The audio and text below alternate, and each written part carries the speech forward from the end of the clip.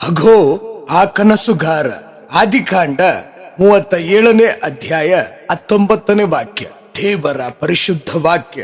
ಪ್ರಭು ಯೇಸುವಿನಲ್ಲಿ ನನ್ನ ಪ್ರೀತಿಯ ಸ್ನೇಹಿತರೆ, ದೇವರು ಅನೇಕ ಪ್ರವಾದಿಗಳೊಟ್ಟಿಗೆ ಅವರ ಕನಸಿನಲ್ಲಿ ದೇವರು ಮಾತನಾಡಿದರು. ಈ ದಿನ ನಾವು ಸಂತ ಜೋಸೆಫರು, ಯೇಸು ಸ್ವಾಮಿಯ ಪೂಜ್ಯ ತಂದೆ ಮಾತೆ ಮರಿಯಮ್ಮನವರ ಪೂಜ್ಯ ಪತಿಯಾದ ಸಂತ ಜೋಸೆಫರ ಬಗ್ಗೆ ಧ್ಯಾನಿಸೋಣ. ಸಂತ ಜೋಸೆಫರು ಕೂಡ ಕನಸುಗಳನ್ನ ಕಂಡರು.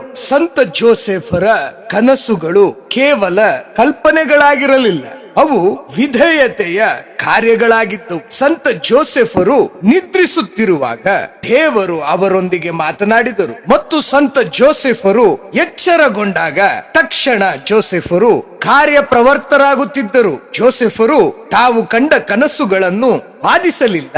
ಸಂತ ಜೋಸೆಫರು ತಾವು ಕಂಡಂತ ಕನಸುಗಳನ್ನ ಎಂದಿಗೂ ವಿಳಂಬ ಮಾಡಲಿಲ್ಲ. ಸಂತ ಜೋಸೆಫರು ತಾವು ಕಂಡ ಕನಸುಗಳನ್ನ ಎಂದೂ ಸಂಶಯ ಪಡಲಿಲ್ಲ. ಸಂತ ಜೋಸೆಫರು ಕಂಡ ಕನಸುಗಳು ಅವರ ಸ್ವಂತ ಸುಖಕ್ಕಾಗಿರಲಿಲ್ಲ, ಅವು ಅವರ ಪೂಜ್ಯ ಪತ್ನಿಯಾದಂತಹ ಮಾತೆ ಮರಿಯಮ್ಮ ಯೇಸು ಕ್ರಿಸ್ತರ ತಾಯಿಯನ್ನ ರಕ್ಷಿಸಲು, ಬಾಲ ಯೇಸುವನ್ನ ಉಳಿಸಲು ಮತ್ತು ದೇವರ ಯೋಜನೆಗಳನ್ನ ಎತ್ತಿ ಹಿಡಿಯಲು ಆಗಿದ್ದವು.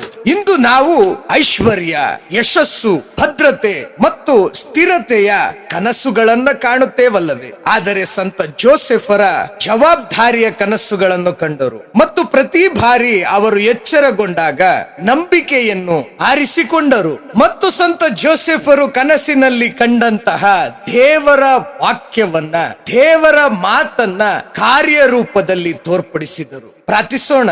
ಕೃಪಾ ಸಂಪೂರ್ಣನಾದಂತಹ ನಮ್ಮ ಪ್ರೀತಿಯ ಯೇಸುವೆ, ನಿಮ್ಮ ಪೂಜ್ಯ ತಂದೆ ಸಂತ ಜೋಸೆಫರಂತೆ ನಾವು ಶಾಂತಿಯಿಂದ ನಿದ್ರಿಸುವುದನ್ನ ನಮಗೆ ಕಲಿಸಿರಿ. ಸಂತ ಜೋಸೆಫರಂತೆ ದೇವರಿಗೆ ಮತ್ತು ನಿಮಗೆ ಕಿವಿಗೊಡುವುದನ್ನು ನಮಗೆ ಕಲಿಸಿರಿ ಮತ್ತು ನಿಮ್ಮ ತಂದೆಯಾದ ಸಂತ ಜೋಸೆಫರಂತೆ ದೇವರ ಚಿತ್ತವನ್ನ ಪೂರೈಸಲು ನಾವು ಸದಾ ಸಿದ್ಧರಾಗಿ ಏಳುವುದನ್ನ ನಮಗೆ ಕಲಿಸಿರಿ.